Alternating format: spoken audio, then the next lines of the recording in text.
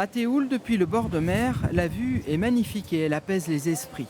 La vie politique dans la commune est en revanche beaucoup moins calme. Ça, c'est la pêche théoulienne. Bon. Georges Bottella, le maire sortant de centre droit, veut poursuivre les actions entreprises depuis son élection en 2014. Dans son programme, une navette électrique pour les transports intracommunaux et surtout la volonté d'améliorer la vie en centre-ville en période estivale. Le lancement donc, du projet au fond du Vallon, des portes de l'Estérel, un parking sur 2 niveaux qui regroupe à la fois donc, les services techniques municipaux, à la fois donc, des places de parking dont on a énormément besoin, surtout l'été.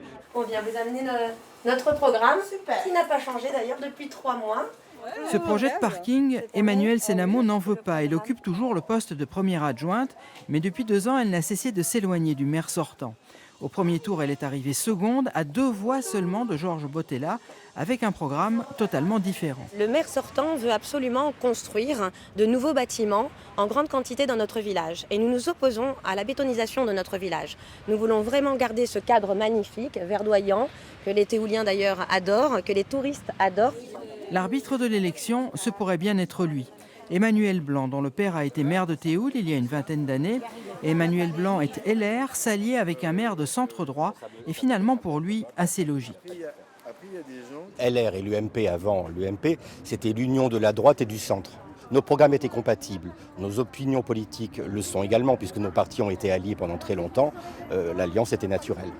Pour moi, c'est une alliance de circonstances, vraiment. Une alliance de circonstances politiques et politico-politiciennes uniquement. Ce sont des personnes qui sont prêtes à tout, de toute façon, pour gagner et pour arriver à leur fin. Dernier élément d'importance, le maire battu en 2014, Daniel Mansanti, arrivé 4e du premier tour avec 11% des voix, s'est retiré. Il a décidé de soutenir Emmanuelle Sénamo. Tout dépendra donc sûrement de la participation et en ce moment, à Théoul, l'élection n'est pas forcément dans tous les esprits.